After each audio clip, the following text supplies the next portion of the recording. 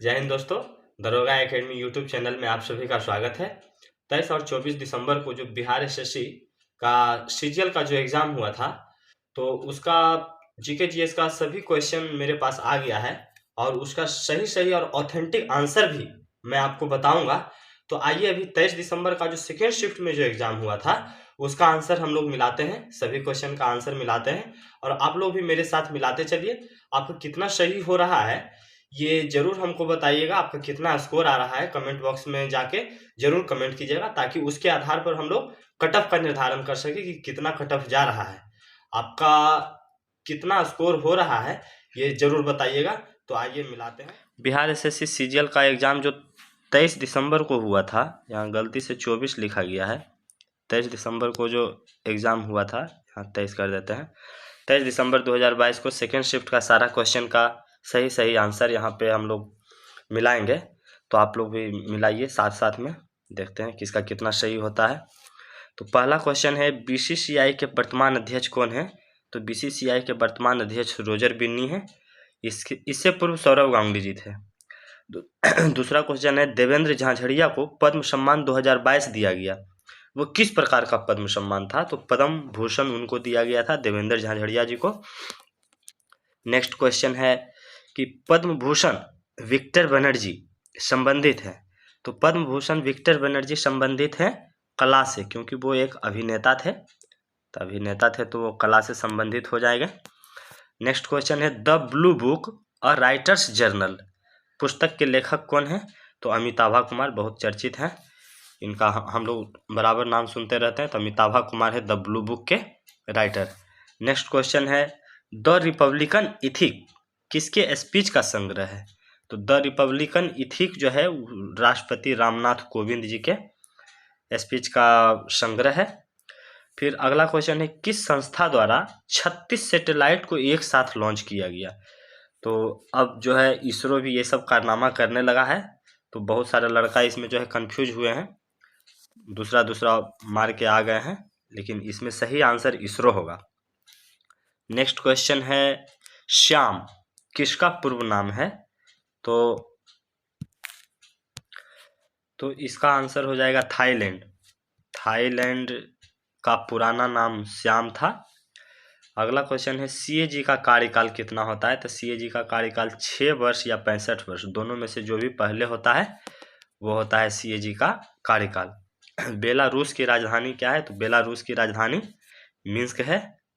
आप लोग मिलाते चलेंगे साथ साथ, सभी का ऑथेंटिक और सही आंसर है। कीप किस देश की मुद्रा है? तो कीप जो है वो लाओस की मुद्रा है।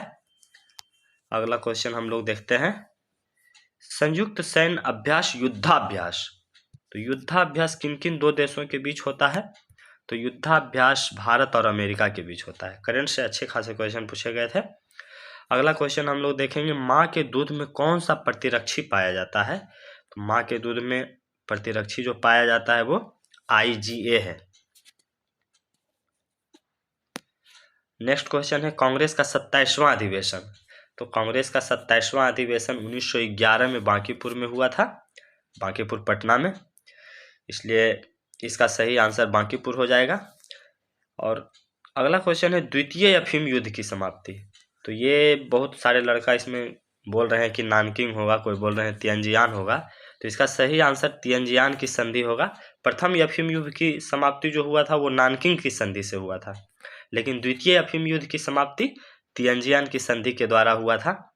अगला क्वेश्चन है, आनंद मठ किस भाषा में लिखा गया था? तो आनंद मठ जो है बांग्ला भाषा में लिखा गया था, वो बंकिम चंद्र चटर्जी के द्वारा लिखा गया था। आनंद मठ से ही वंदे मातरम लिया गया है। अगला क्वेश्चन हम लोग देखेंगे, अंडा उत्पादन में भारत विश्व में कौन सा स्थान रखता है? तो अंडा उत्पादन में भारत विश्व में तीसरा स्थान रखता है, पहला स्थान चाइना का है। भारत नेपाल की सीमा का निर्धारण, ये भारत नेपाल की सीमा का निर्धारण किसके द्वारा हुआ था? तो सुगौली की संधि जो 1816 में हुआ था। फर्स्ट शिफ्ट में पूछा गया था सुगौली की संधि कब हुआ था, तो 1816 में, लेकिन दूसरे शिफ्ट में पूछा गया था भारत नेपाल की सीमा का निर्धारण किस संधि के द्वारा, तो सुगौली की संधि के द्वारा हुआ था। अगला क्वेश्चन है, पानीपत का प्रथम युद्ध में कौन विजयी हुआ था? तो पानीपत के प्रथम युद्ध में बाबर विजयी हुआ था। अगला क्वेश्चन हम लोग देखते हैं, एड्स वायरस में आनुवांशिक पदार्थ, एड्स वायरस में आनुवांशिक पदार्थ क्या है? बहुत अच्छा क्वेश्चन है।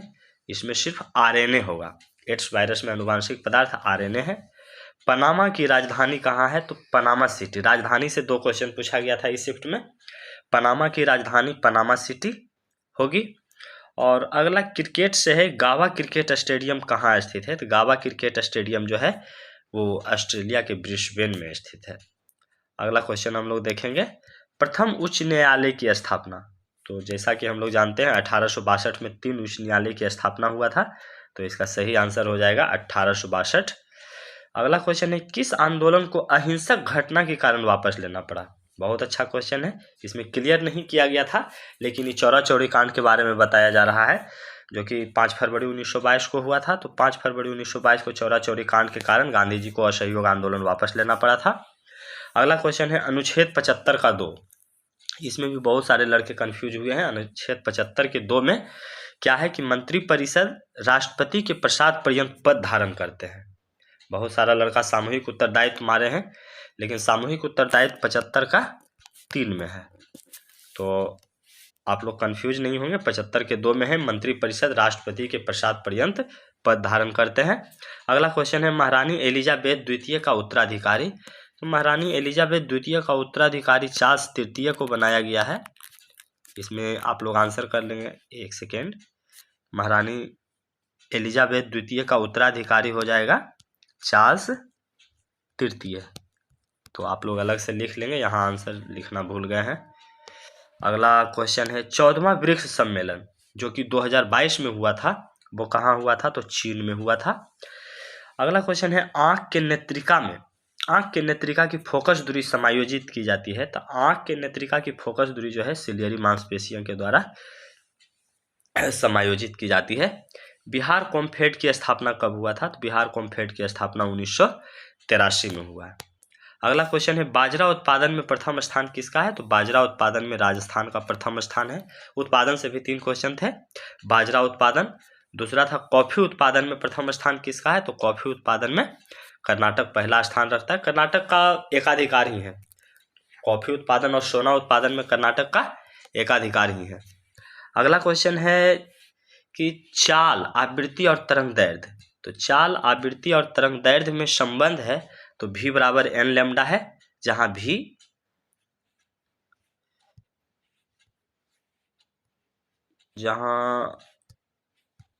v हो जाएगा चाल, n हो जाएगा आवृत्ति और लैम्डा हो जाएगा तरंग दैर्ध्य। अगला क्वेश्चन है, दूध उत्पादन में प्रथम स्थान। जैसा कि मैं आपको बताया पहले, ये उत्पादन से 3 क्वेश्चन थे। तो दूध उत्पादन में प्रथम स्थान उत्तर प्रदेश का है।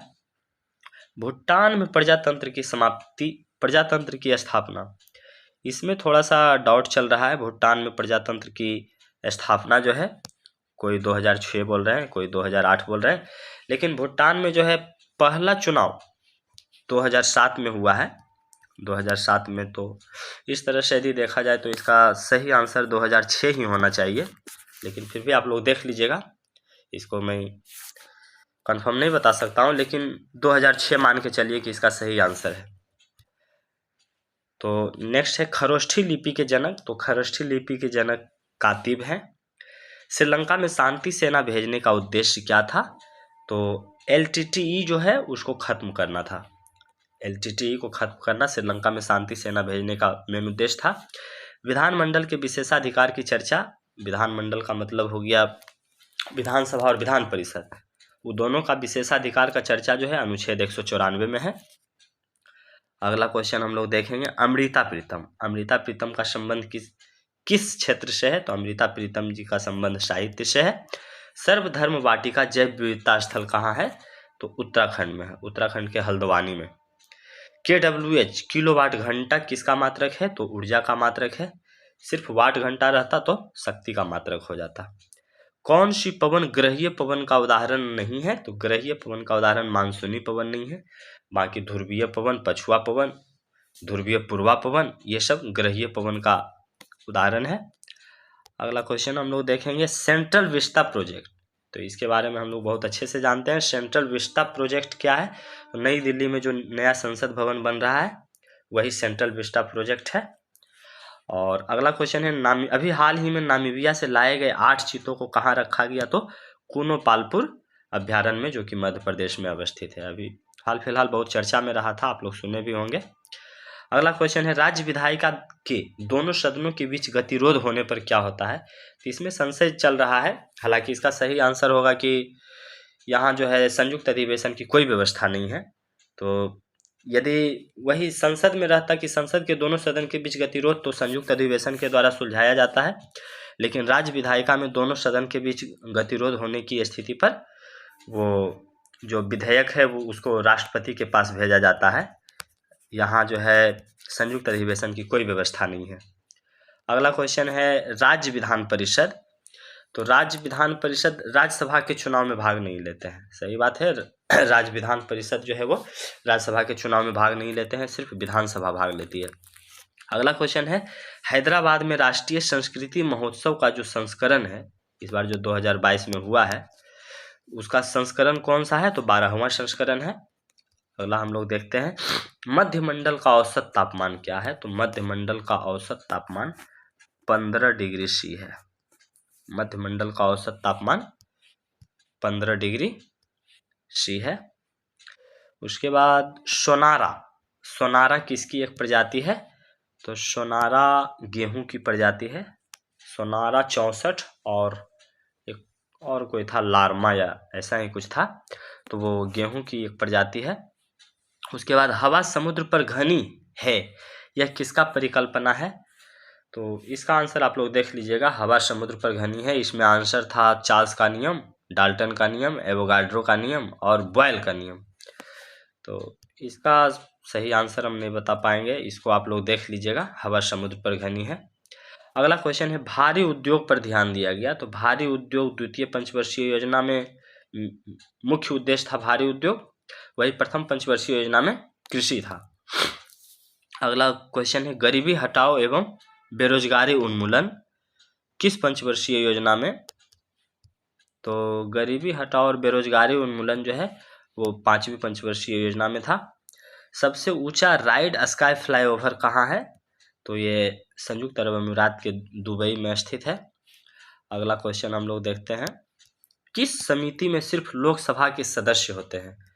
तो प्राक्कलन समिति में सिर्फ लोकसभा के 22 सदस्य होते हैं, बाकी लोक लेखा समिति में 15 और 7 होता है, 15 लोकसभा से, 7 राज्यसभा से। सब ट्रॉपिकल हाई प्रेशर बेल्ट जो होते हैं तो अश्व अक्षांश कहलाते हैं। सब ट्रॉपिकल हाई प्रेशर बेल्ट को अश्व अक्षांश कहते हैं। चाहे माफ़ी चाहूँगा, किस ये प्राक्कलन समिति में 22 नहीं 30 सदस्य होते हैं। 30 का 30 जो है वो लोकसभा से होते हैं। 22 सदस्य होते हैं लोक लेखा समिति में, जिसमें 15 और 7, 15 लोकसभा से और 7 राज्यसभा से होते हैं। तो नेक्स्ट क्वेश्चन है प्रधानमंत्री सुरक्षा बीमा योजना। तो प्रधानमंत्री सुरक्षा बीमा योजना में उम्र पूछा गया था कि कितने से कितने उम्र तक के जो है वैध होते हैं। तो 18 साल से लेके 70 साल तक के बीच प्रधानमंत्री सुरक्षा बीमा योजना में। अगला क्वेश्चन है विश्वविद्यालय की स्थापना की सिफारिश किसके द्वारा किया गया था? तो कर्जन के समय में रैले आयोग आया था जो कि विश्वविद्यालय स्थापना के लिए आया था। साइंस से क्वेश्चन था कि जिंक जो है कॉपर सल्फेट के साथ अभिक्रिया करता है, तो यह किस प्रकार की अभिक्रिया होती है? तो इस प्रकार की अभिक्रिया को विस्थापन अभिक्रिया कहते हैं, क्योंकि जिंक जो है कॉपर सल्फेट से कॉपर को हटा दिया है, कॉपर अलग हो गया है, कॉपर को विस्थापित कर दिया है, इसलिए इस अभिक्रिया को विस्थापन अभिक्रिया कहते हैं। प्रधानमंत्री का शपथ ग्रहण जो होता है वो किस अनुसूची के तहत होता है? तो शपथ ग्रहण किसी का भी हो वो 3री अनुसूची के तहत होता है। 2री अनुसूची में वेतन का चर्चा है और 3री अनुसूची में शपथ ग्रहण का चर्चा है। अगला क्वेश्चन हम लोग देखेंगे जब इलेक्ट्रॉन उदासीन परमाणु से निकलती है तो मुक्त ऊर्जा क्या कहलाती है? तो इलेक्ट्रॉन बंधुता कहलाती है। साइंस के बहुत अच्छे क्वेश्चन है। सबसे अधिक सूर्यताप कहाँ होता है? तो सबसे अधिक सूर्यताप विषुवत रेखा पर होता है। इसी कारण विषुवत रेखा पर तापमान बहुत ज़्यादा होता है, जिस कारण विषुवत रेखा पर सालों भर वर्षा होती है। यूरिक एसिड उत्सर्जित करता है, तो यूरिक एसिड उत्सर्जित कौन करता है? तो यूरिक एसिड उत्सर्जित करता है पक्षी और सरीसृप। तो इसका सही आंसर हो जाएगा पक्षी और सरीसृप। अगला क्वेश्चन है एक ही पौधे पर एक पुष्प में परागन क्या कहलाता है? तो एक ही पौधा पर एक पुष्प में परागन सजात पुष्पी परागन कहलाता है। इसका आंसर सही आंसर हो जाएगा सजात पुष्पी परागन। एक क्वेश्चन था, परमाणु जिस तरह से अणु से संबंधित है उसी तरह कोशिका किससे संबंधित है? तो कोशिका जीव से संबंधित हो जाएगा। तो आप लोग देखें, टोटल 62 क्वेश्चन हम लोग सही डिस्कशन किए। तो आप लोग मिलाइए और बताइए अपना अपना स्कोर। चलिए धन्यवाद, जय हिंद, फिर मिलते हैं अगले वीडियो में, तब तक के लिए